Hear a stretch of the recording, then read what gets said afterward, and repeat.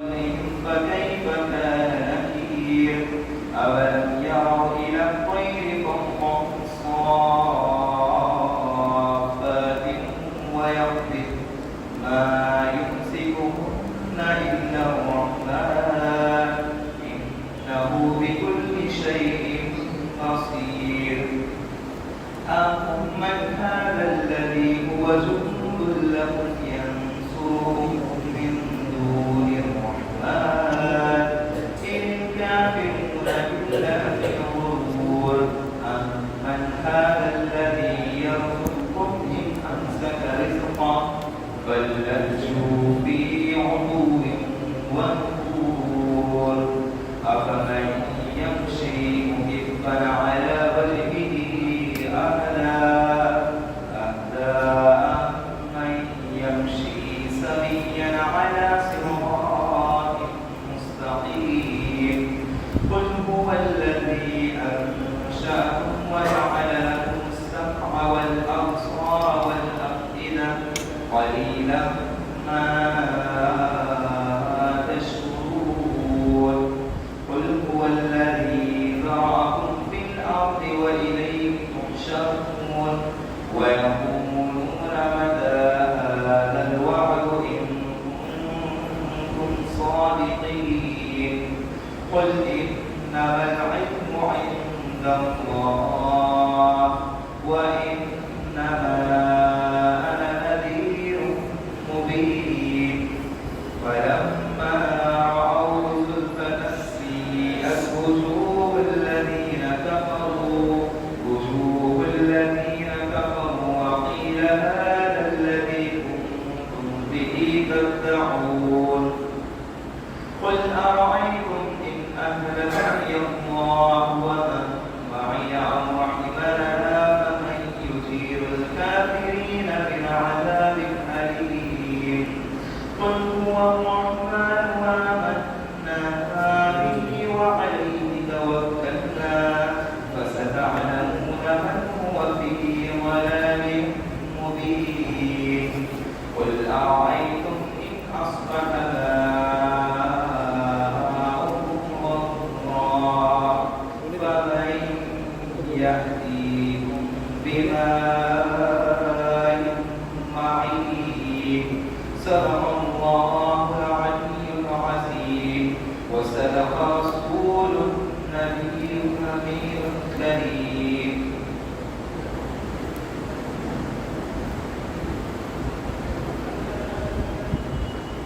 السلام علیکم ورحمۃ اللہ وبرکاتہ. آئیے تلاوت قرآن کے بعد نعت پاک سننے کی سعادت حاصل کریں گے. آئیے میرے ساتھ مل کے پڑھیں. صلی اللہ علیہ یا رسول اللہ وسلم علیہ یا حبیب اللہ.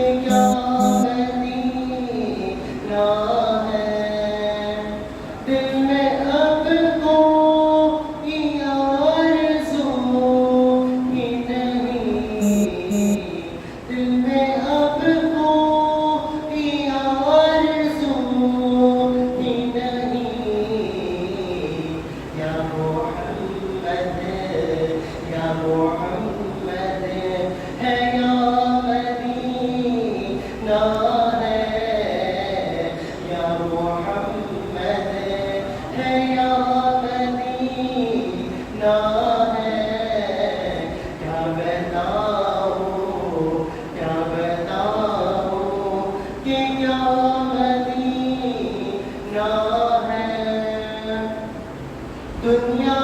والے تو درد دیتے ہیں، دنیا والے تو درد دیتے ہیں، درد دینے کی دوا مدینہ ہے، درد دینے کی دوا مدینہ ہے، کیا بتاؤں کہ کیا مدینہ ہے، دل فدا ہے مدینے والے پر، دل فدا ہے۔ ہمیں معلوم ہے کہ یہ شریعت کی روشنی میں درست نہیں ہے تو اسے چھوڑ دیں۔ کچھ وہ باتیں ہوتی ہیں جو ہمیں کرنا ہوتا ہے یا ہم نے ارادہ کیا ہوتا ہے کہ ہم اسے کریں گے اور ہمیں معلوم نہیں ہوتا ہے کہ یہ بات شرع کی روشنی میں کر سکتے ہیں یا نہیں، تو ایسی ہی باتوں کے بارے میں اللہ تعالیٰ نے ارشاد فرمایا کہ فاسألوا، سوال کرو، اہل الذکر ان کنتم لا تعلمون، جاننے والوں سے، ذکر والوں سے پوچھ لو اگر تم نہیں جانتے۔ یعنی اگر ہمیں شریعت کی کوئی بات نہیں معلوم ہے تو شرمانا نہیں چاہیے، بلکہ پوچھ کر کے صحیح راستے کا اپنے انتخاب کرنا چاہیے۔ اسی ضمن میں بہت سارے سوال دین بھائی کے پاس آئے ہیں، وہ کریں گے، اور اگر آپ کے بھی ذہن و دماغ میں کوئی سوال ہو تو آپ اس کے کر سکتے ہیں۔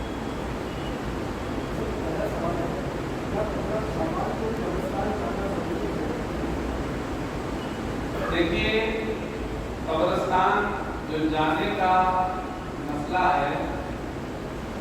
تو اس کے بارے میں بہت سارے مسلمانوں میں جو باطل فرقے ہیں وہ بالخصوص مزارات پر جانے سے، لیکن 15 شعبان کو یا عمومی طور پر کسی بھی دن قبرستان سے جانے کے بارے میں شرع کا کیا خیال ہے، تو سب سے پہلے یہ جان لیں قبرستان جانا کبھی بھی، یعنی جب ہمیں مردے دفن کرنا ہوتا ہے تب تو جانا ہی پڑے گا۔ باقی اگر ہمیں مردوں کو نہیں دفنانا ہے فی الحال، یا ہم دفنانے میں شریک نہیں ہیں، تو ہمارے لیے قبرستان جانا نہ واجب ہے نہ، البتہ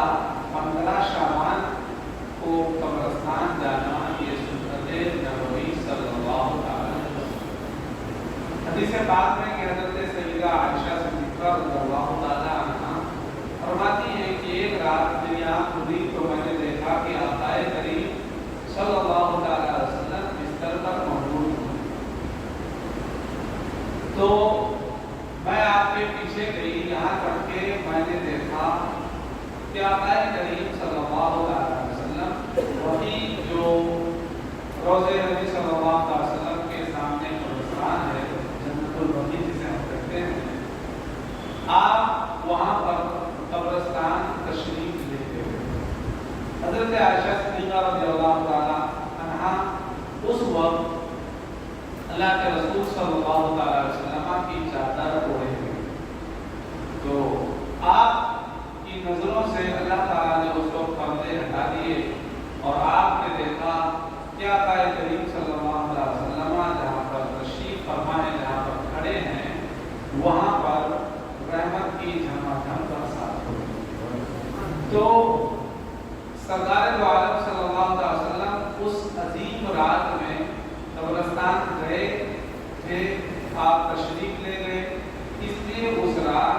جانا قبرستان سنت ہے، واجب اور فرض نہیں۔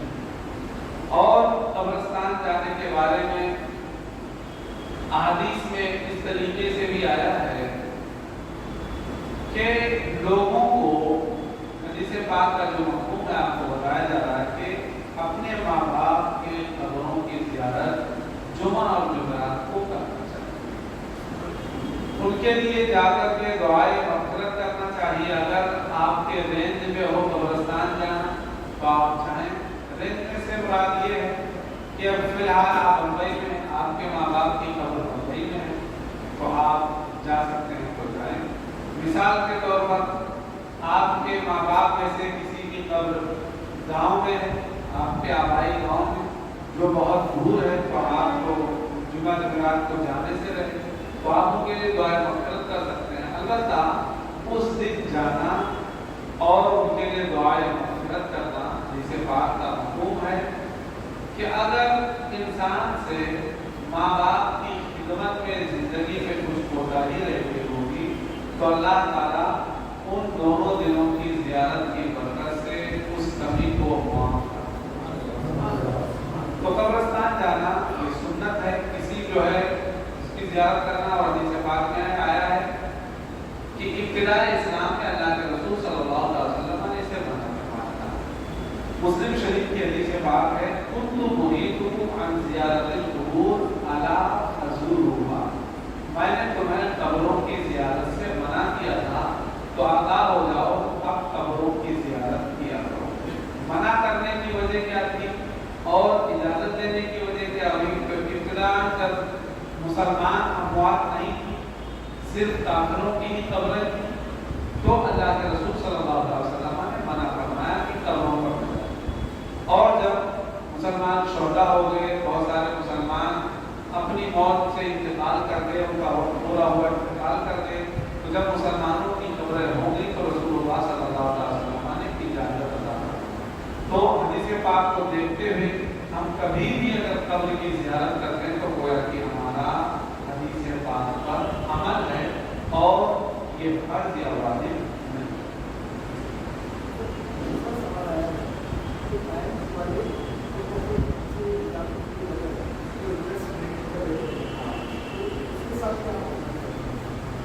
देखिए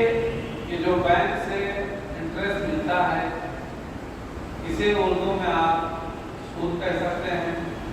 इंग्लिश में इसे इंटरेस्ट कहा जाता है। तो जो बैंक से मिलता है तो इस्लाम ने सेमिनारों में जैसे कि लोन के ऊपर कि आज घर लेना बहुत ज़्यादा मुश्किल काम, यानी कि 50 लाख करोड़ रुपए के घर होते हैं और 50 लाख रुपए या 1 करोड़ रुपया किसी के पास कैश हो, मतलब 99% लोगों के पास। लेकिन तो इस मजबूरी में वो हमेशा जिंदगी भर यहाँ से वहाँ भाड़े पे ही भटकते रहते हैं और गवर्नमेंट को उन्हें जो टैक्स देना होता है वो तो बखूबी उन्हें अदा ही करना होता है। और बहुत सारी सूरतों में जब एक आदमी कोई फिक्स नौकरी करता है, मिसाल के तौर पर किसी की तनख्वाह 1 लाख रुपए है महीना या 2 लाख रुपए महीना है, तो उसका 10-15 हज़ार रुपया महीना टैक्स के ही तौर पर कट जाता है अगर उसके मंथली लोन वगैरह ना हो तो। अलबत्ता अगर उसके मंथली उसने लोन ले रखा है तो इस टैक्स में भी बहुत सारी सहूलत होती है, बचत होती है और उसका घर भी आसानी से हो जाता है, यानी जिंदगी भर उसे भाड़े पर नहीं भटकना होता है। तो एक वो अजीब नुकसान से बच जाता है। इन सारी जो है ज़रूरतों के पेश नज़र लोन को जायज़ करार दिया गया है और जो बैंक से आपके खाते में खुद ब खुद इंटरेस्ट आता है, जो बैंक का सिस्टम है कि अगर आपने 15-20 हज़ार या 10 लाख रुपया आपने रखा है तो बैंक माहाना या सालाना जो भी उन्हें देना होता है वो आपके खाते में दे देते हैं। तो उसके बारे में भी फुक़हा इस्लाम की इस तरह जो है सराहत है कि वो भी आपके लिए जायज़ है। अलबत्ता बहुत सारे लोग उसको इस्तेमाल नहीं करना चाहते, तो अगर इस्तेमाल नहीं करना चाहते हैं तो कोई उनके ऊपर ज़बरदस्ती भी नहीं कि इस्तेमाल कर। अगर आपके खाते में फर्ज कर दीजिए 1100 रुपया आ गया, 2000 रुपया आ गया इंटरेस्ट का, और आप चाहते हैं कि नहीं भाई अल्लाह ने हमें दिया है तो क्या जरूरत है कि 2000 रुपया इंटरेस्ट वाला मैं इस्तेमाल करूँ। अगर जो जाए چاہتے ہیں زیادہ تقویٰ اپنے لیے اختیار کرنا چاہتے ہیں کہ میں اسے استعمال نہیں کروں گا، تو ایسی صورت میں آپ اسے نکال کے پھینک تو سکتے نہیں۔ ایسی صورت میں یہ ہے کہ آپ اسے نکال کر کے کسی غریب کو دے دیں، جس سے اس کا بھی بھلا ہو جائے اور آپ بھی تقویٰ کے اعلیٰ درجے پر حامل ہو جائے، لیکن آپ کا بھی استعمال کرنے کا اس کو جائز ہے، شریعت میں اس میں کوئی قباحت نہیں۔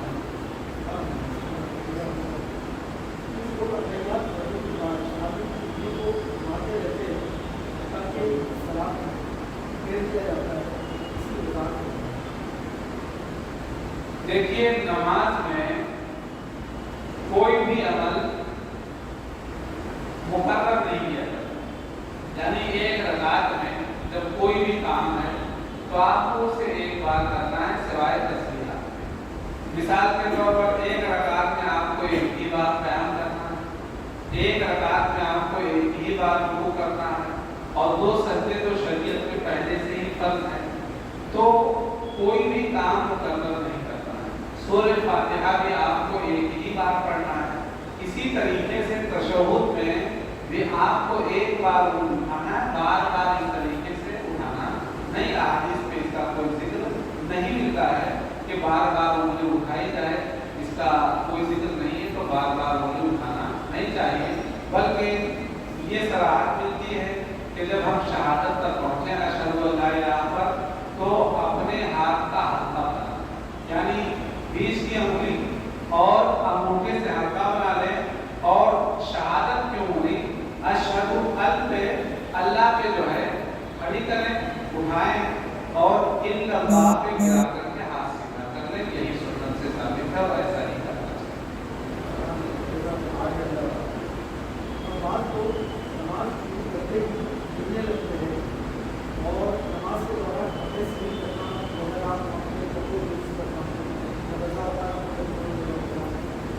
دیکھیے اس حرکت کو اس بات کہا جاتا ہے، یعنی نماز میں کپڑے سے کھیلتے ہیں۔ فرض کر لیجیے ہم رکوع سے کھڑے ہوئے تو آستین دونوں ہاتھ کی صحیح کر رہے ہیں، اس کے بعد کرتے کا یا شرٹ کا دامن صحیح کر رہے ہیں، ہاتھ جھٹک رہے ہیں، اس طریقے سے کرنا جو ہے مکروہ ہے، اور جو ہے کپڑے سے کھیلنا اسے مکروہ تحریمی کہا گیا ہے، لہذا اس سے بچنا ضروری ہے۔ البتہ اگر ایک آدھ فرض کر لیجیے آپ کے بدن پر کپڑا چپک گیا تو ایک آدھ بار اسے آپ کو صحیح کرنے کی اجازت ہے، جیسے کہ آپ نماز پڑھ رہے ہیں، فرض کر لیجیے آپ کا سر کھجلانے لگا یا بدن کا اور کوئی حصہ، اگر آپ نے ایک آدھ بار اسے کھجلا دیا تو اس سے نماز میں فرق نہیں پڑتا، تو لیکن بلا وجہ نماز میں ہلتے رہنا، بلا وجہ جو ہے کپڑا ادھر سے ادھر کرنا، یہ مکروہ ہے، اس سے بچنا چاہیے۔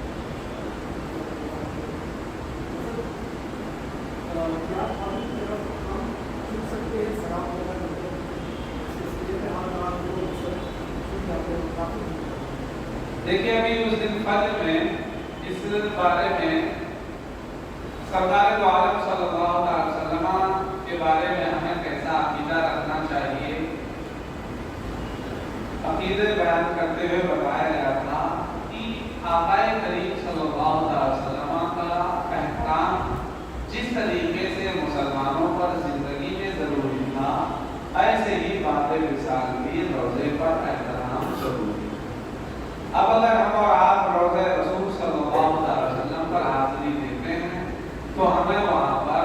ادب سے کھڑے رہ کر کے صلاۃ و سلام پیش کرنا چاہیے، اور اس میں قرآن شریف میں لکھا گیا ہے کہ سر جھکانے کا ہرگز مطلب نہیں کہ آپ بدن جھکائیں، اس کو جو ہے سر جھکانا نہیں کہا جاتا ہے، جیسے کہ ہمیں نماز کے حکم ہے کہ ہم سر جھکا کر کے کھڑے ہوں تو سر ہم کو گریبان میں نہیں ڈالنا، بلکہ ہم جو ہے ایک تو اس طریقے سے ایسے موٹے اٹھا کر کے ہم کھڑے جیسے یہاں دیکھ رہے ہیں بات کر رہے ہیں، تو ہمیں اس انداز میں وہاں نہیں کھڑے ہونا ہے، بلکہ ہماری نگاہیں نیچی ہوں تو سر تھوڑا سا جھکا، اور جو مزارات پر لوگ جا کر کے سینے پر ہاتھ رکھ کر کے اور اس طریقے سے جھکتے ہیں یہ جائز نہیں ہے، ایسا منع ہے۔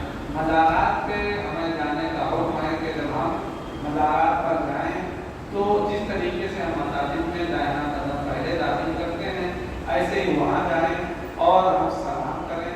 اور ادب سے کھڑے رہ کر کے جس طریقے سے نگاہیں نیچی کیا جاتا ہے تو ایسے ہی نگاہیں نیچی کر کے وہاں بھی ادب سے فاتحہ پڑھیں اور سر جھکانا یا رکوع تک جھکنا یا سجدہ کرنا یہ سب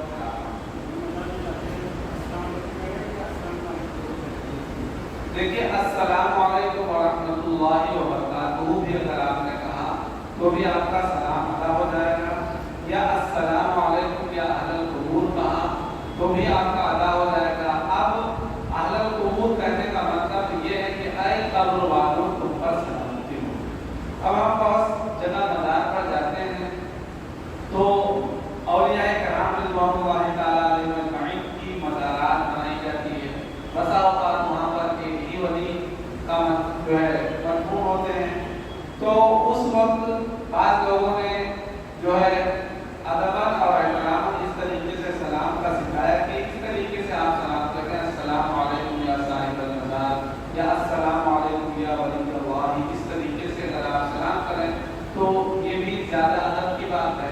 اور عام قبروں پر آپ جب جائیں تو السلام علیکم یا اہل القبور کہیں، اور اگر یہاں بھی آپ نے وہ سلام کہہ دیا تو کوئی حرج کی بات نہیں، ویسا نہیں کرنا چاہیے۔ جیسے آپ گئے تو آپ ادب سے کھڑے رہ کر کے جس طریقے سے ہم لوگ نماز کے لیے جب باندھتے تو ہم نے ایسا کر دیا، ایسے آپ جو ہے کھڑے رہتے نہیں کرنا چاہیے، جھکنا نہیں چاہیے، جھکنا نہیں چاہیے کیونکہ آپ کو ادب اور احترام سے کھڑا ہونا ہے، جھکنا نہیں۔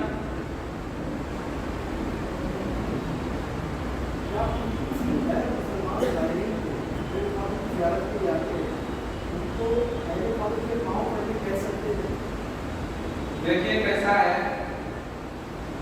جو بات گناہ ہے، یعنی ابھی فرض کر لیجیے ہم اور آپ جانتے ہیں مسئلہ کہ مزار کو سجدہ کرنا حرام، تو ہم اور آپ سجدہ نہیں کرتے، ہم بسا اوقات عقیدت میں جاتے ہیں تو چادر چومتے ہیں، ہے نا، تو اس کو ناجائز و حرام نہیں کہا گیا ہے۔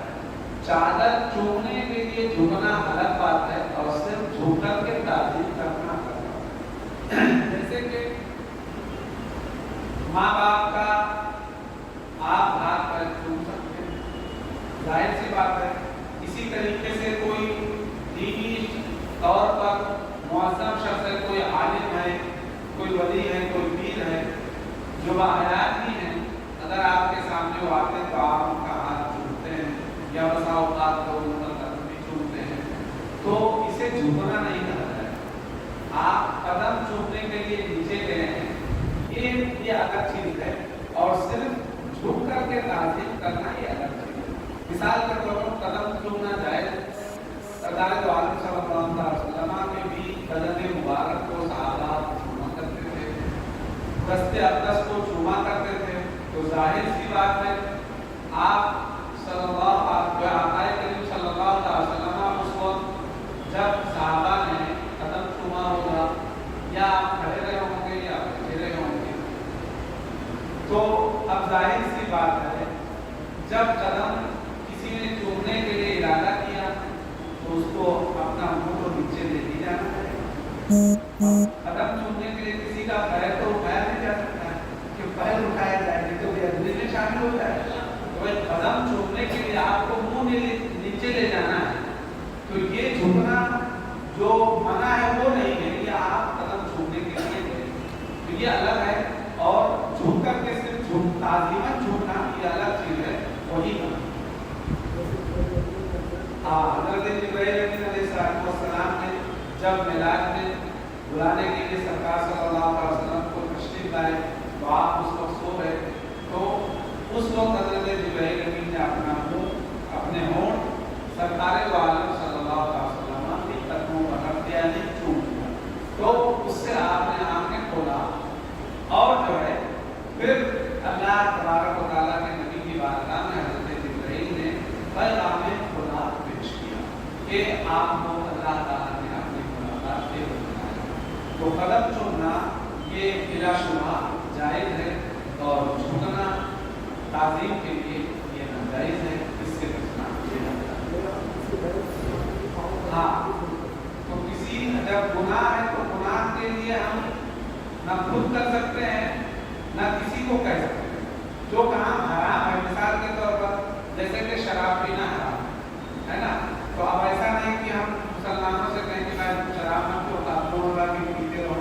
नहीं। जो चीज़ हराम है वो हम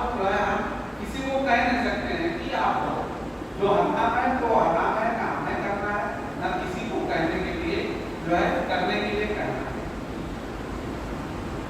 ये है कि जिस तरीके से कोई ये कह सकता है कि भाई तुम आए हो यहाँ पे तो मजाक को पैर पढ़ लो, तो इसी के बजाय उसको अदब क्यों तारीफ दिया जा सकता है कि भाई ये अल्लाह वाले हैं, ये खुदा नहीं, खुदा के करीबी लोग हैं। अल्लाह वाले इस तरीके से आप उसे समझा सकते हैं कि ये अल्लाह वाले हैं, ये खुदा के करीबी हैं, इनकी हम लोग इबादत नहीं करते हैं, इनका अदब कर सकते हैं आप। और अगर आप ज़्यादा आती करते हैं तो आप इनकी चादर चूम लें, इतना आप बता सकते हैं। इस तरीके से कोई कह सकता कि भाई पाँव पढ़ लो, इस तरीके से ये भी बता सकता है कि भाई ये अल्लाह वाले हैं, यहाँ पाँव नहीं पढ़ो बल्कि क्या करो, इनकी चादर आप चूम सकते हैं, अदब का बजाय आप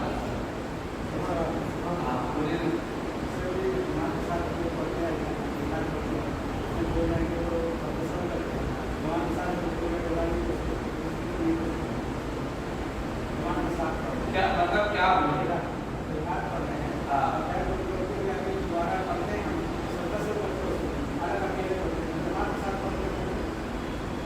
देखिए जमात के साथ अगर पढ़ते हैं तो सजदे सो नहीं है। जमात के साथ अगर आप पढ़ते हैं तो सजदे सो नहीं है। मिसाल के तौर पर देखिए कोई भी चीज, जैसे कि अभी कहा गया कि एक बार करना, जैसे सूरह फातिहा आपको एक रकात में एक बार पढ़ना है, लेकिन अगर आपको शुबह हो गया, इधर सिरातल मुस्तकीम आपने पढ़ा और आपको ऐसा लगा कि लगता है ये आयत मैंने बराबर नहीं पढ़ा, तो आप बराबर पढ़ने के लिए इस आयत को दोबारा पढ़ सकते हैं कि सही से अदायगी नहीं हुई, तो वो असल में डबल बार पढ़ना नहीं है बल्कि वो उसी को पूरा करना है, उसी को पूरा करना है। तो अगर नमाज में अत्तहियात का कोई हिस्सा छूट गया तो वो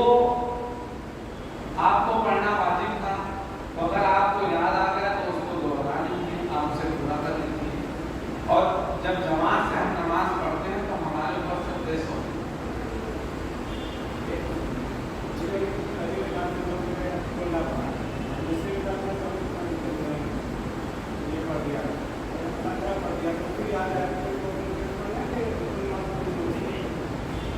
देखिए जो कुरान शरीफ पढ़ने का मसला है, तरतीब से पढ़ना, तो तरतीब से पढ़ना ये वाजिब है, लेकिन ये नमाज का वाजिब नहीं, ये कुरान पाक के वाजिबात है कि आपको कुरान पाक उसी तरतीब से तिलावत करना है जिस तरतीब से हमारे रब ने नाज़िल किया। अब अगर कोई उल्टी तरतीब से पढ़ता है तो वो नमाज का मसले पहले आप समझिए। और जहाँ तक नमाज का मसला, मिसाल के तौर पर आपने पहली रकात में कुल हुवल्लाहु अहद पढ़ा, तो अब दूसरी रकात में आपको कुल अऊज़ु बिरब्बिल फलक पढ़ना। लेकिन अगर आप भूले से अलग तरह कैफ चालू कर दिए या तब्बत यदा ही चालू कर दिए, तो अब हुक्म ये है कि आपसे जो भी भूल हुई तो अब आपने जो शुरू किया है उसी को पूरा कर दीजिए और उसी को पूरा कर दीजिए, उसी सूरत को पूरी पढ़ लीजिए, आपकी नमाज में कोई फर्क नहीं। अलबत्ता अगर जानबूझ करके कोई उल्टा पढ़ेगा तो उल्टा।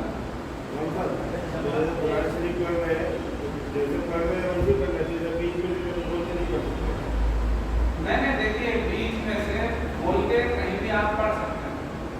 वो बात नहीं है। आप जैसे कि समझो कि आज आपने पहला पारा पढ़ा है ना, अब आप कल पढ़ने का है 30वां पारा पढ़ने का नहीं, तो आप पढ़ेंगे। अब फिर दूसरे दिन अगर आपने चाहा कि चलो आज मैं 20वां पारा पढ़ लेता हूँ, तो आप 20वां पारा पढ़ लीजिए। अब जैसे कि आपको पढ़ रहे हैं, उल्टा समझो एक पारा तिलावत कर, तो दूसरा पारा आप समझिए पढ़ रहे हैं सैयकुल सुभाव मिन्नास से आपका शुरुआत, आपकी शुरुआत है। अब अगर कोई चाहे चलो मैं लास्ट का सभा पहले पढ़ूं, फिर उसके लास्ट का पहले पढ़ूं, फिर उसको पढ़ूं, तो ऐसा पढ़ना पड़ेगा। बाकी आपने जिस आज जितनी तिलावत करना था आपने कर लिया। अब कल आपके लिए जरूरी नहीं कि कल आप जहाँ से छोड़ के वहीं से पढ़ें, बल्कि कल अगर आप का दिल कर रहा है कि मैं ये पारा तिलावत पढ़ूं तो आप पढ़ सकते हैं।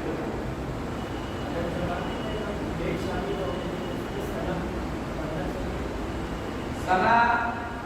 जो है अगर हम जमात में लेट शामिल होते हैं तो सना नहीं पढ़ना, यानी कि अब जैसे कि हम आए तिलावत हो रही तो हमने अल्लाह अकबर कह करके तहरीना सहकर के लिए दान दिया तो उन्होंने खामोशी से जो है तिलावत सुनना है सना। हाँ, जब तक तिलावत चालू ना हो तब तक पढ़ सकते। हाँ, उसके बाद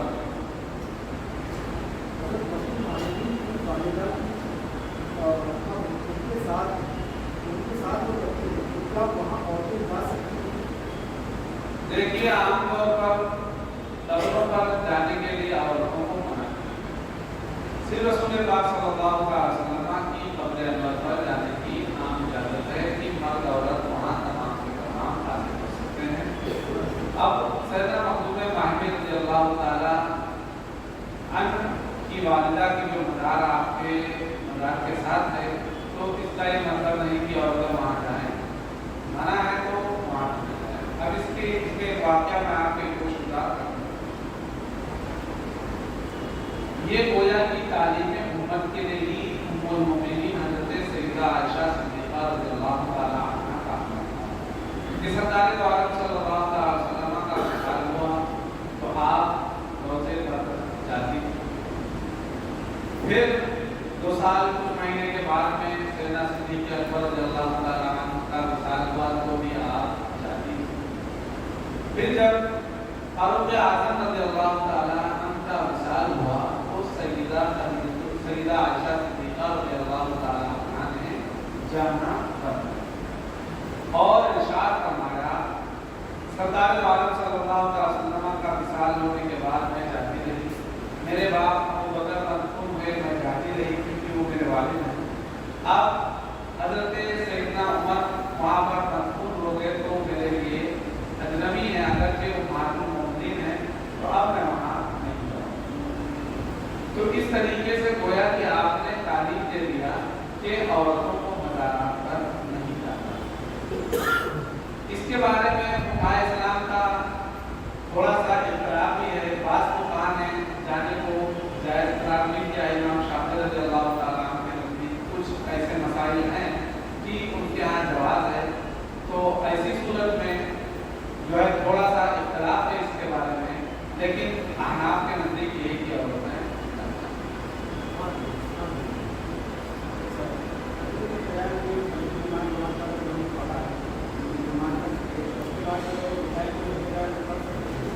मैं उसमें नहीं पढ़ना चाहिए। फज्र की नमाज के बाद कोई नमाज नहीं है, उसमें नहीं पढ़ना चाहिए। और बिलखुसूस मस्जिद में तो बिल्कुल नहीं। और अगर किसी के ज़िम्मे बहुत सारी कला बाकी है और वो अपने ज़िम्मे से सुबुहदोश होना चाहता है और तन्हाई में घर पढ़ रहा है तो इजाज़त है ऐसी सूरत में, लेकिन जहाँ तक हो सके हो।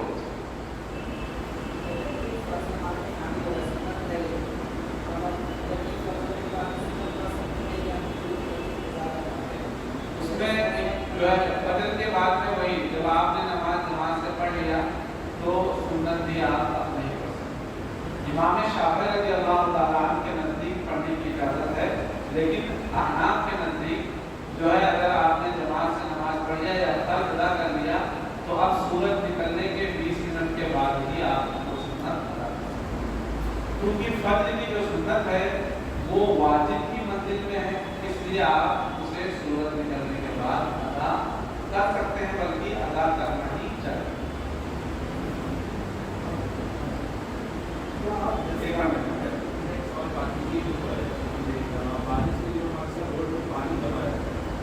मालूम रहता नहीं है कि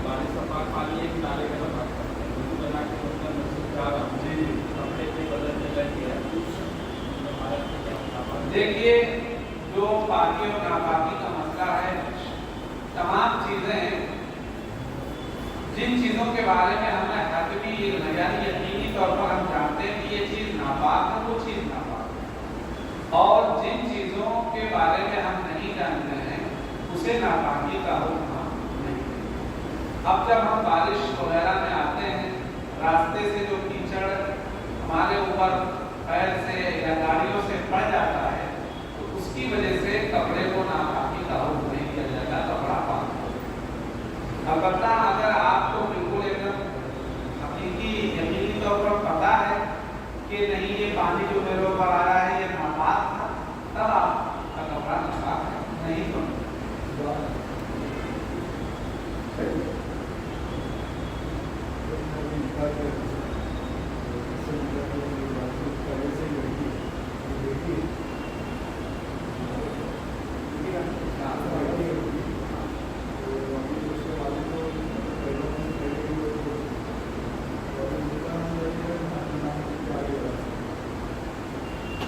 देखिए,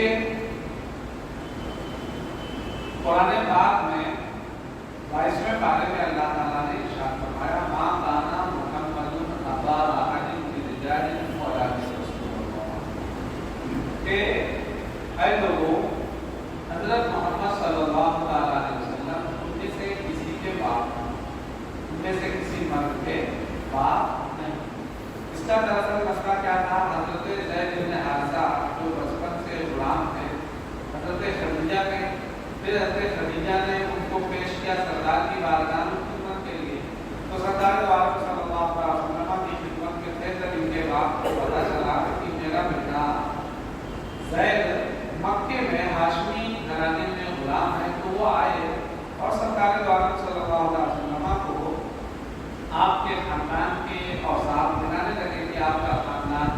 तो बहुत ही आला खानदान है और सखावत वाले लोग हैं आप। तो हज़रत ज़ैद इब्न हारिसा के वालिद से अल्लाह के रसूल सल्लल्लाहु अलैहि वसल्लम ने इरशाद फरमाया, अपना मकसद को क्यों आए हो और ये सब बातें क्यों कह रहे हो? तो उन्होंने अर्ज़ किया कि ये जो आपका गुलाम है ज़ैद, ये मेरा बेटा है, तो आपने जितने भी खरीदा है, मैं इसको तलाश करते करते बहुत परेशान हूँ, अब मिल गया तो आप मुझे मेहरबानी करके जितने में आपने खरीदा है उतने में आप मुझे वापस करें। सरकार सल्लल्लाहु अलैहि वसल्लम ने इरशाद फरमाया कि अगर ज़ैद तुम्हारे साथ जाने के लिए तैयार है तो मैं बगैर कुछ मुआवजा लिए तुम्हारे साथ जाने की, लेकिन अगर वो मेरे पास रहने के लिए तैयार है तो फिर मैं अपने पास, मेरे ही पास तुम्हें जो है छोड़ना होगा। तो उन लोगों के बाप और उनके चचा आए थे, तो उन्होंने कहा, यकीनन आपने सखावत से बढ़ करके बहुत ही हमारे हक में बेहतर कर दिया। और फिर सरकार सल्लल्लाहु अलैहि वसल्लम ने अपने ज़ैद को बुलाया और कहा, नहीं पहचानते हो? तो जिस उम्र को गुलाम बनाए गए थे वो अपने माँ बाप को सबको पहचानते थे, उनके कबीले को कुछ डाकुओं ने या दुश्मनों ने हमला करके यदि लोग नहीं थे तो कुछ लोगों को कत्ल किया और कुछ लोगों को कैदी बना करके गुलाम बना करके भेज डाला था। तो हज़रत ज़ैद ने कहा कि हाँ, मैं जो है मेरे वालिद हैं, वे मेरे चचा हैं, तो कहा कि तुम्हें देने आए हैं और मेरी तरफ से तुम्हें इजाज़त है, अगर तुम चाहो तो अपने बाप और चचा के साथ जा सकते हो। तो सरकार सल्लल्लाहु अलैहि वसल्लम से हज़रत ज़ैद ने कहा कि मैं आप ही के पास रहूँगा, मैं आप ही के पास रहूँगा। तो उनके बाप और चचा बड़े हैरान हुए, तो अल्लाह के रसूल सल्लल्लाहु अलैहि वसल्लम ने हज़रत ज़ैद के इस अमल को भी पसंद किया कि आपने अपने बाप और चचा के मुकाबिल आपको तरजीह दिया। तो अल्लाह के रसूल सल्लल्लाहु अलैहि वसल्लम ने उनके बाप और चचा की तसल्ली के लिए जो है हरम में तशरीफ ले गए और इरशाद फरमाया, ज़ैद मेरा गुलाम नहीं बल्कि आज से ज़ैद मेरा बेटा है। जो आपने उन्हें अपना मुँह बोला बेटा कहा, तो उनके बाप और चचा को भी बड़ी तसल्ली होगी और वो खुशी खुशी लौट गए। तो ज़माने के लिए ऐलान नबूवत से पहले हो गया, तो उस ज़माने से जिस वक्त आपने ऐलान किया उस वक्त से लेकर के ऐलान नबूवत के बाद तक और इस आयत के नुज़ूल तक जो हज़रत ज़ैद को ज़ैद इब्न मोहम्मद कह करके पुकारा। फिर दूसरे बाप के दूसरे के नाम से ना पुकारा जाए बल्कि उनके असल बाप से पुकारा जाए। तो अब आपकी जो बेटी है वो जो कि दूसरे की है ना, तो अब अगर से वो आपकी बेटी है, आपके बीवी की बेटी है, तो आपकी सौतेली बेटी है ना, और इस तरीके से आप उसकी परवरिश करेंगे तो आप अजर से सवाब से मालामाल होंगे। लेकिन आप अपना नाम नहीं, उसके नाम के आगे उसके बाप का ही नाम करेगा। और इसमें नाम लगाने में कई सारी कवायद खड़ी होंगी। कल आपका तर्का आपके असल बच्चों को मिलना चाहिए। अगर उसका भी नाम, उसके नाम जो है पर आपका नाम रहा बाप के तौर पर, तो आपके तरीके से उसको भी हिस्सा कानूनन दिया जाएगा जो कि शरीयत के खिलाफ है। तो इसलिए जो है भी बहुत सारी कवायदें हैं, तो उनको उसके असल बाप ही का नाम लिखवाइए, अपना नाम।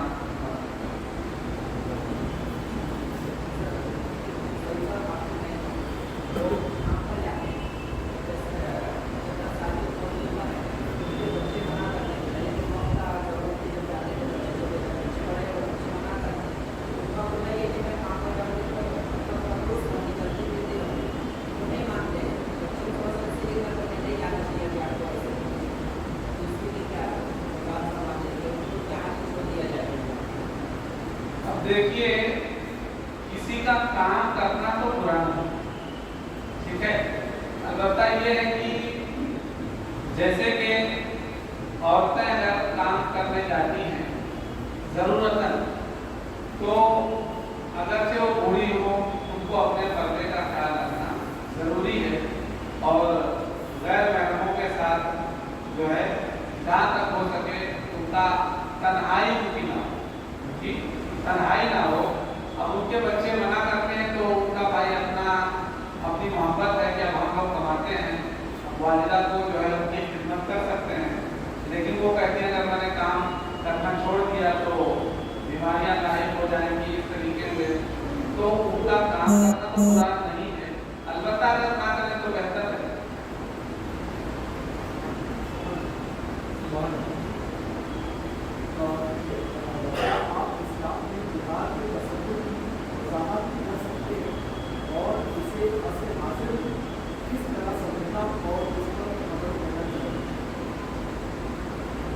देखिए, जिहाद जो अल्लाह तबारक व तआला ने हुक्म दिया, उसकी असल वजह और बुनियादी वजह ये है कि जिहाद के जरिए से जुल्म का खात्मा किया जाए। अब आप देख रहे हैं, हिस्ट्री पढ़ेंगे तो आपको पता चलेगा कि अल्लाह के रसूल सल्लल्लाहु अलैहि वसल्लम ने जब ऐलान नबूवत करवाया, उस वक्त से लेकर के जंगे बद्र होने मुसलमान मुसलसल परेशान किए गए, तंग किए गए, घरों से निकाला गया। और जब मदीना शरीफ चले गए तो वहाँ भी सुकून और इत्मीनान से इनको रहने नहीं दिया गया। जालिम जुल्म ही करता रहा, ये नहीं कि इतने दिन अगर मजलूम ने सब्र किया तो अब उसका जुल्म रुक जाए, नहीं, बल्कि उनका जुल्म बढ़ता ही चला गया। तो जिहाद की जो इलाज हुई, जिहाद का जो हुक्म अल्लाह ने दिया वो जुल्म को खत्म करने के लिए और जुल्म बढ़ाने के लिए नहीं। तो अब इस तरीके से उस जमाने में जो है मुसलमानों को जब सताया गया तो अल्लाह ने फिर काफिरों से उन्हें लड़ने का हुक्म दिया गया कि जैसे ये तुम्हारे साथ करते हैं इनके साथ भी वैसे ही करो, ताकि इनकी आप ठिकाने आए और इस जुल्म से बात आए। अब रहा, अब इस पेशे या इस मतलब जो है तमीज से अब आप ये समझ लें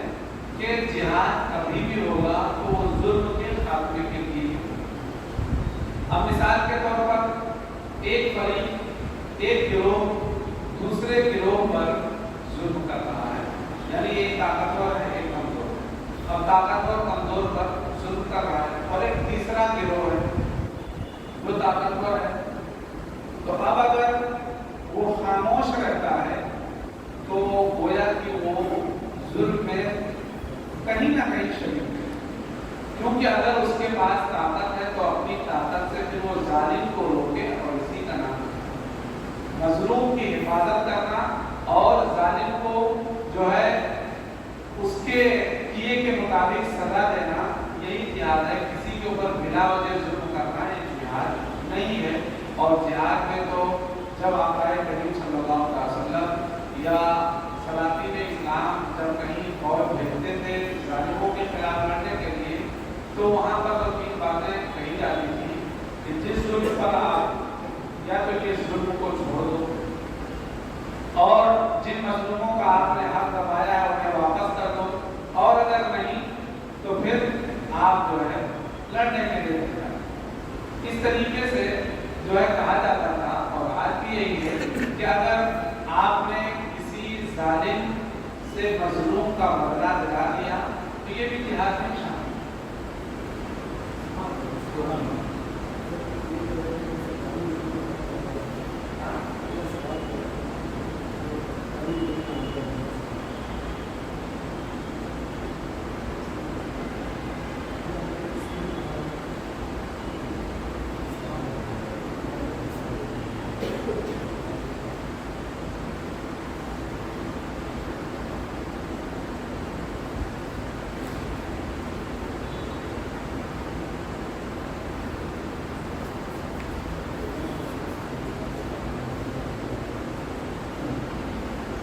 देखिए, इस्लामी तौर पर मामलात को तीन हिस्सों में बांटा गया है। एक का नाम दिया गया है जो दीनी मामलात होते हैं वो, और दूसरा मुजर्रद, और तीसरा मुजर्रदात, मवासात और मवालात। पहला अव्वल दर्जा मवालात यानी दीनी मामला। मिसाल के तौर पर शादी ब्याह, किसी के पीछे नमाज पढ़ना, जनाजा पढ़ना, ये हम सिर्फ और सिर्फ मुसलमान हैं। हम अपने बेटे या बेटी की शादी मुसलमान से ही कर सकते हैं। तो ये इसको कहते हैं मवाला। और दूसरा है मवासा, यानी कोई भी मामला करना इंसानी हमदर्दी के पेशे। अब मिसाल के तौर पर हम कहीं जा रहे हैं, अब रास्ते में कोई भूखा शख्स पड़ा है, भूख से बिलदा रहा है, या कोई जख्मी शख्स पड़ा है, उसे जरूरत है कि हॉस्पिटल पहुंचाया जाए। तो अब इंसानी हमदर्दी का तकाजा यही है कि उसे हम हॉस्पिटल पहुंचाएं। अगर हमारे पास खाना है तो हम भूखे को खाना खिला दें। उससे ये नहीं पूछा जाएगा कि आप किस मजहब से। और तीसरा है मुजर्रदा, सिर्फ मामला करना, यानी जैसे कि हमारा तिजारती लेन देन है तो हम किसी से भी कर सकते हैं। तो इस दीन में हमको अपने दीनी उसूल रखना है, और इसी दीन में जब हम अपने दीनी उसूल रखेंगे तो हमारा सारे लोगों से मामला मिसाल के तौर पर कि हमारे शरीयत का हुक्म है कि हम भाई शादी में आपस में ही कर सकते हैं। अब इसमें इस तरीके से हम दूसरे से शादी ब्याह नहीं कर सकते हैं। तो और जो दो मामला है वो हम किसी से भी कर सकते हैं। तो ये तो हर कोई समझ जाएगा कि हाँ भाई, जब हम उस मजहब में नहीं या वो हमारे मजहब में नहीं है तो हमसे मजहबी मामला को कैसे करें। तो इस तरह इन तीनों उसूल के तहत जब रखेंगे हम, तो दूसरों से भी हमको मिलने मिलाने में आसानी होगी और उन्हें समझाने में आसानी होगी। अब ये कोई जो है ताल्लुक नहीं है या ये इफ़हाम और तफ़हीम नहीं है, यानी जो है उसको कह सकते हैं कि आप इत्तेहाद नहीं है, आपस में मेल मोहब्बत नहीं है कि कोई मुसलमान किसी मूर्ति के सामने जा करके माथा टेके। ये कोई मेल मिलाप, ये कोई मेल मिलाप नहीं है, बल्कि ये तो सीधे सीधे कुफ्र और शिर्क है। इससे बचना। अब आज जाहिल नाक़िबत अंदेश और मरबूत लोग जो है मूर्तियों के सामने हाथ जोड़े खड़े रहते हैं, तो ये गलत है। हम देखिए, इंसानी हमदर्दी वाला मामला और मुजर्रदात वाला मामला किसी भी मजहब के मानने वाले से, और जो हमारे दीनी मामलात हैं वो हम दूसरे का ना हम उनको अपना करने के लिए कह सकते हैं और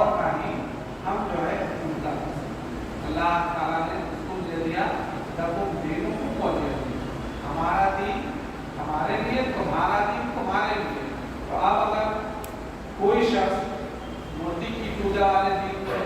वो अपनी मूर्ति पूजा करें, हम भाई अल्लाह की इबादत वाले दिन में हैं तो हम अपनी नमाज़ें पढ़ें। हम ना उसका कर सकते हैं और ना उसको हम अपना करने के लिए करें।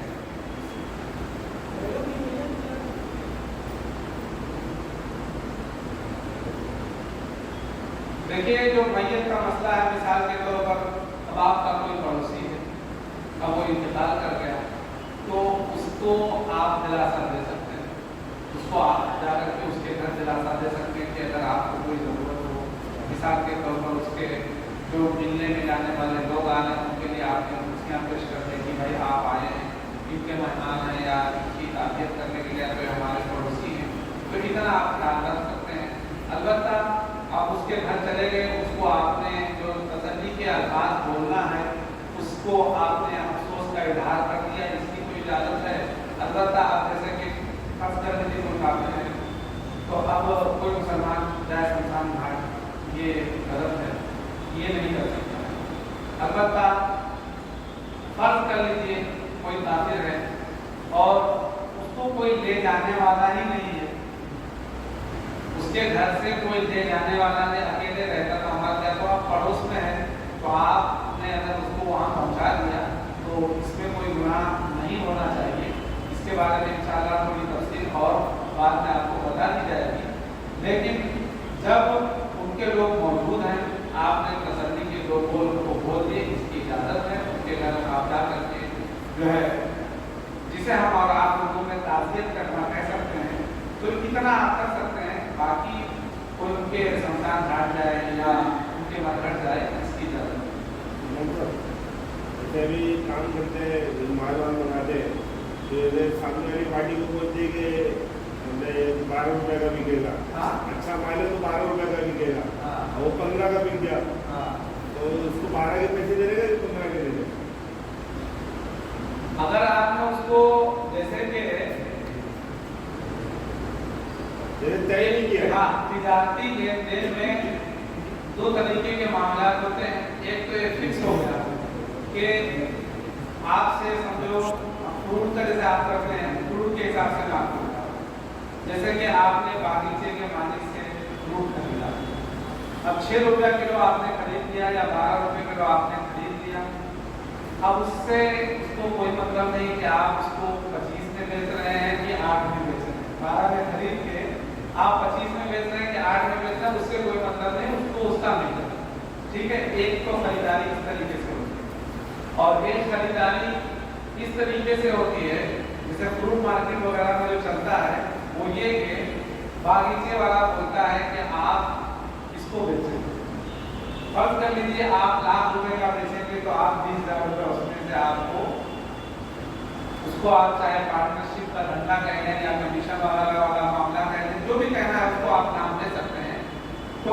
अब जो है जिस तरीके से मुनाफा होगा उस तरीके से आपके को मुनाफा बढ़ेगा। मिसाल के तौर पर उसका सामान समझ लीजिए कि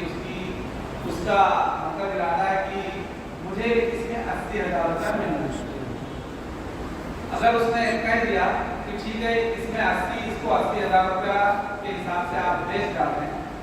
80,000 रुपया मुझे दे देना, बाकी अगर आपका बिकता है 1 लाख में तो आप जानो, 1,10,000 में बिकता है तो आप जानो, 90 में बिकता है तो आप जानो, तो आप दे सकते हैं, आप जो भी मुनाफा आएगा वो दे सकते हैं। लेकिन अगर उसने कहा ठीक है जैसा वो बिकता है वैसे हम आपस में तय कर लेंगे, आपने फर्ज कर लीजिए उसको कहा कि 12 में बिकेगा और मिसाल के तौर पर वो 11 में ही बिका, तो अगर आप उसको कहते कि भाई 11 में बिका तो उसने कहा ठीक है 11 के हिसाब से हिसाब कर लेते हैं। अगर आपका 13 में बिका तो आपने कहा 13 में बिक गया है तो कहा जो है कि हाँ ठीक है 13 के हिसाब से हिसाब कर लेते हैं। तो ऐसी सूरत में फिर आपको बताना है कि भाई 15 में, और अगर आपका पहले से तय है कि भैया तुम मुझे 8 रुपये का दे देना, अब इसको चाहे तुम 12 में बेचो चाहे 15 में बेचो वो तुम जानो, 8 रुपया मुझे मेरा दे देना, बाकी 16 में बेचो मुझे उससे कोई मतलब नहीं। तो उसमें आप जो है उसको बताना कोई जरूरी नहीं, लेकिन जिसमें यह है कि बेच डालो जितना भी बिकेगा उसके हिसाब से हिसाब कर लेंगे, फिर अपने को बताना है कि हाँ इतना।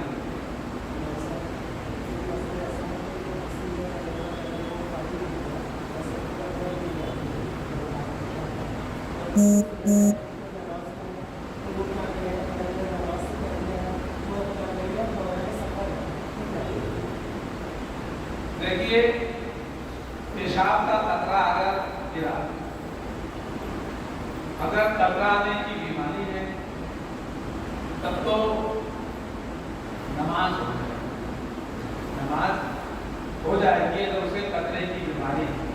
लेकिन ये है कि इतना ना गिरा हो कि कपड़ा जो है 1 ग्राम से ज्यादा नापाक हो, या अगर कभी मतलब उसका ये पहला मामला है तब तो उसकी नमाज फासिद होगी, वो जाकर के दोबारा से वजू करे, और अगर नापाकी पेशाब का हिस्सा ज्यादा लग जाए 1 ग्राम से तो उसको पाक करके फिर दूसरा कपड़ा पहने या उसी को पाक करके उसको पहने तो नमाज तो उसको फासिद हो जाएगी। और अगर सफर में आदमी है तो उसके लिए भी यही है कि अगर के 1 ग्राम से ज्यादा नापाकी लग रही है तो उसको पाक करना फर्ज है। और अगर जो है दूसरा क्या बोले थे, तीसरा, हाँ, तो नमाज के बाद का भी यही मसला है कि अगर कपड़ा नापाक हो गया है तो भाई पाक कपड़ा पहनना जरूरी है हमको। तो अगर वो 1 ग्राम से कम है तब तो अगर तो भी पाक करना वाजिब है, लेकिन अगर 1 ग्राम से ज्यादा है तब तो पाक करना फर्ज है, जो है उसके बगैर बदले या पाक के बगैर नमाज। हाँ,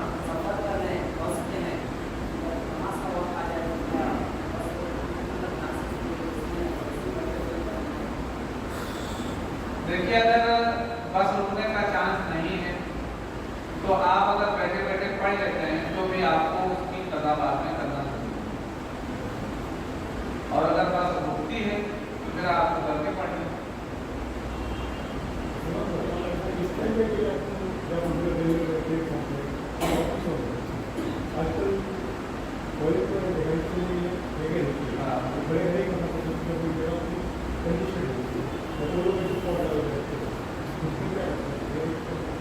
देखिए अगर कहीं कोई चांस नहीं है बैठ करके पेशाब करने का, तो अगर किसने खड़े होकर के पेशाब कर लिया और इसने की जगह को उसने धुल लिया तो पाक ही रहेगा और नापाक नहीं होगा। नापाक इसी सूरत में आदमी होगा जब पेशाब उसको लग जाए, मतलब आदमी नापाक ना हो, कपड़ा नापाक हो, यानी जहाँ पर जिस कपड़े में लगा है वो कपड़ा नापाक होगा, पेशाब करने से आदमी नापाक नहीं होगा। हाँ भाई राहो में पूरी इजाजत दी गई, इजाजत दी गई।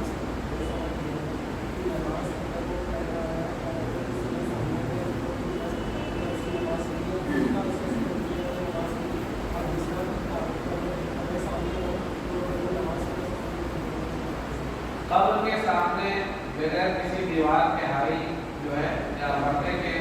बगैर नमाज पढ़ना मकरूह जरूरी है, और अगर किसी दूसरे का सब्र खुल गया तो हमारी नमाज पे उसे कोई फर्क नहीं पड़ेगा, जिसका खुला है उसकी नमाज है। तो उसकी नमाज हो जाएगी, नमाज पास हो जाएगी।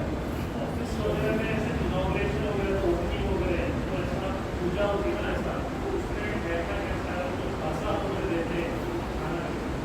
खाना दुरुस्त नहीं है और पूजा में शरीर लेना वही मजहबी काम है ना,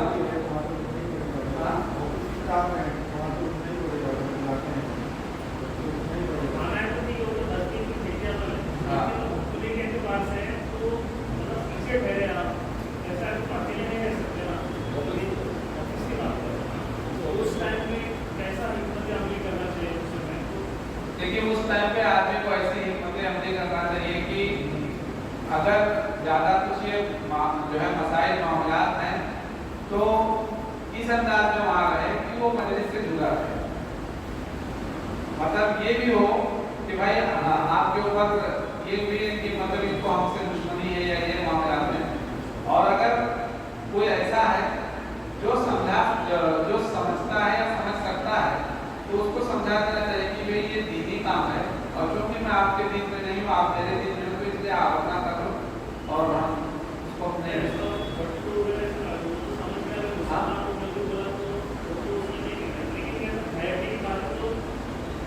मेरे ख्याल से देखिए पूजा वगैरह के टाइम ऑफिस में अगर आज से आप नौकरी करते हैं तो खैर का जरूरी नहीं कंपनी की तरफ से।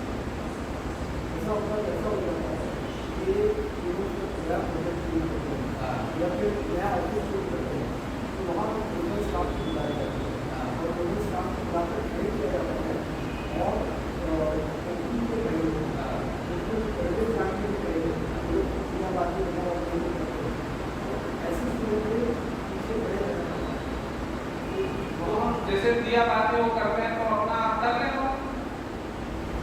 हम तो उसमें शरीक नहीं है, उसकी दिया करते हैं। जैसे हम आए थे ओपनिंग में, फर्ज कर लीजिए कि पिता जैसे काटना रहता है तो उसमें जितने भी नौकरी करते हैं वहाँ पर जितने भी ड्यूटी पे हैं सबको बुलाया कि चलो पिता काटा जा रहा है तो आप आ जाओ। अब अगर वो हिंदू मजहब के मुताबिक है वो लोग जो मैन लोग हैं तो उससे पहले वो अपना कुछ दियाबाती करने लगे तो वो अपना कर रहे हैं, हमको उससे कुछ फर्क नहीं। लेकिन बतौर इस हिसाब से जाना कि पूजा में शिरकत वो तो जाएगी, वो तो जाएगी। शादी में जा खाना खा सकते हैं, खिला सकते हैं, उनको खा सकते हैं, ठीक है। देखिए हाँ, अब ये वेज और नॉन वेज का मसला है। एक आप लोग से आपको गोश्त नहीं खा सकते हैं और अगर दाल सब्जी खाना है तो खा सकते हैं, इसमें कोई हर्ज नहीं बात। यही जो है मामला जो है पड़ोसियों के हुकूक क्या है कि किसी के आप पड़ोसी हैं, कोई आपका पड़ोसी है तो अगर उसके यहाँ शादी है, शादी के फंक्शन में आज के दौर के हिसाब से जश्न में अगर आप शरीक नहीं होते हैं तो उसे बुरा लगेगा। अच्छा पड़ोस के अंदर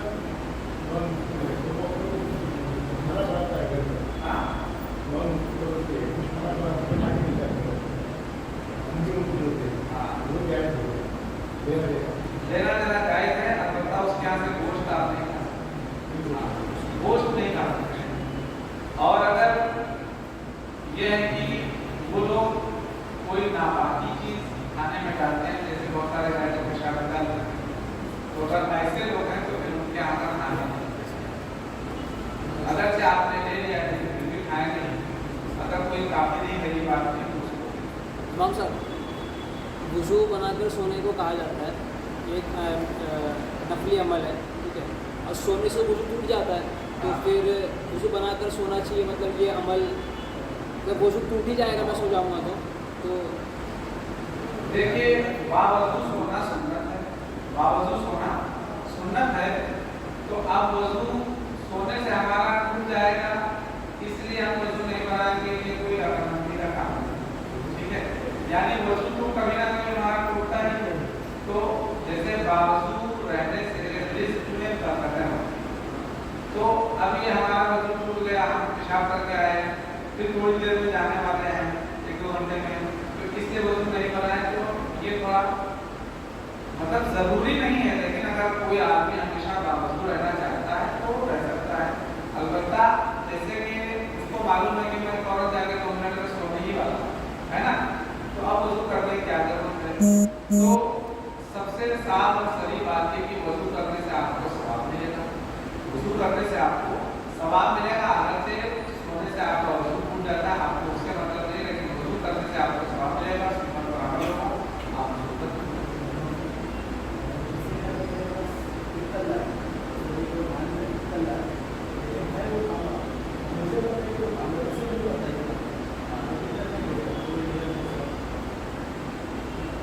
ये देखिए अगर वो आदमी पीतल बोल के बेच रहा है ना, और उसको पता नहीं है कि ये पीतल है कि तांबा है, उसको ऐसा लग रहा है देखने में कि लगता है पीतल ही होगा, तो खरीदने वाले को पता है कि किस तरीके से आपके पीतल बोल के बेच रहे हो, व्यक्ति पीतल नहीं तांबा। जैसे कि अगर वो तांबा लाता और इत्तेफाक से पीतल होता तो आप जो है उसको बोलते थे भाई ये तांबा नहीं ये पीतल है, तो ऐसे ही जो है आप तो उल्टा वो कर रहा है तो भी आप उसको बता, क्योंकि देखिए अगरचे बजाहिर यहाँ पर अपने को नुकसान दिख रहा, ठीक है, लेकिन इसमें फायदा है, क्योंकि इसी को कहते हैं कमी करना। कि आपका जब अपना नुकसान जाना था तो आपने तो उसको पूरा ले लिया और दूसरे का आपने बगैर बताए ले लिया, तो ये गलत है। ये यही गलत है कि एक कीमती चीज को आपने कम कीमत में ले लिया और उसी जो है कम कीमती चीज को आपने ज्यादा कीमत में फरोख्त कर दिया या जो है ले लिया, तो फिर वो गलत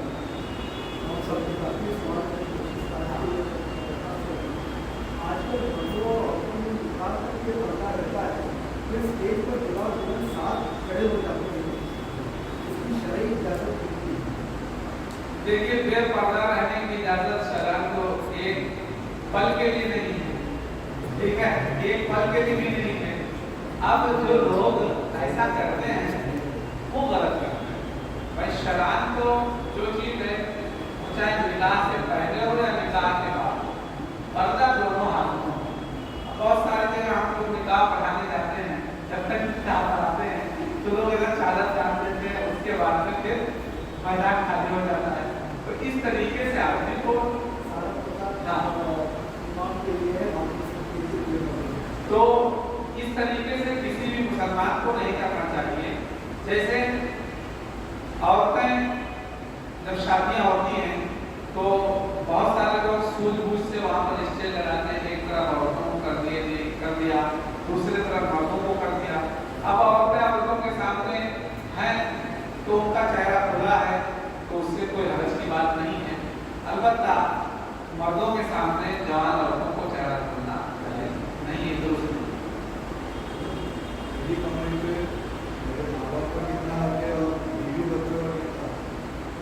क्या बोल रहे हैं? मेरी कमाई पे मेरे माँ बाप का कितना हक है और मेरे बीवी बच्चों का कितना हक है? देखिए दोनों की परवरिश अल्लाह ताला ने आप पर लाजिम किया, ठीक है। बीवी बच्चों की भी परवरिश को लाजिम किया और वालिदैन की भी परवरिश को, जब वो बूढ़े हो गए या वो नहीं कमाते हैं तो आपको उनका पूरा खर्चा उठाना लाजिम है और बीवी बच्चों का भी पूरा खर्चा उठाना लाजिम है। तो कुल मिलाकर के आप ये कह सकते हैं कि आपकी कमाई पर दोनों का बराबर हक, वालिदैन का वालिदैन होने की हैसियत से और बीवी बच्चों का बीवी बच्चों की हैसियत से, जिसको जितनी जरूरत है आप पर लाजिम है कि उसके ऊपर उतना खर्चा करें। तो उसमें कोई कमी जाती नहीं है कि मतलब ये बीवी है तो मैं इसको आधा पेट खाना दूं या ये वालिदा है तो इनको भर पेट खाना दूं, नहीं भाई। एक बीवी है, एक वालिदा है, दोनों को पेट भर खाना आपको देना है,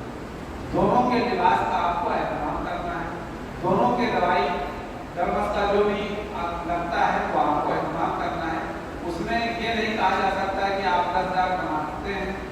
तो 2,000 बीवी का हक है, 3,000 वालिदैन का हक है। ऐसा कुछ उसमें शरीयत ने ये नहीं बताया कि जो है हक क्या है, परसेंटेज नहीं बताया। परसेंटेज कब है? आदमी जब मरता है तब, और जिंदगी में पूरा का पूरा हक है दोनों का खर्चे के एतबार से। ऐसा है आजकल लड़कियाँ पढ़ी लिखी जॉब पे जाना चाहती है तो जॉब अच्छी से जॉब 4 लाख 2 लाख 3 लाख टीचर का जॉब है, डॉक्टर का जॉब है, नर्स है, कोई कंप्यूटर काम करे, कोई कंप्यूटर काम करे, तो कैसे क्या उसका मसला है? देखिए टीचर भी है, टीचर भी जा टीचर का टीचिंग की पढ़ाई हो, यानी कोई टीचिंग के लिए जा रहा हो या इंजीनियरिंग के लिए जा रहा हो कि मैं इंजीनियर का काम करेंगे जो है हम करेंगे, तो सब सूरतों में औरतों के लिए यही है कि अजनबियों के साथ एक कमरे में वो बंद रहना, यही शर्त है कमाने की।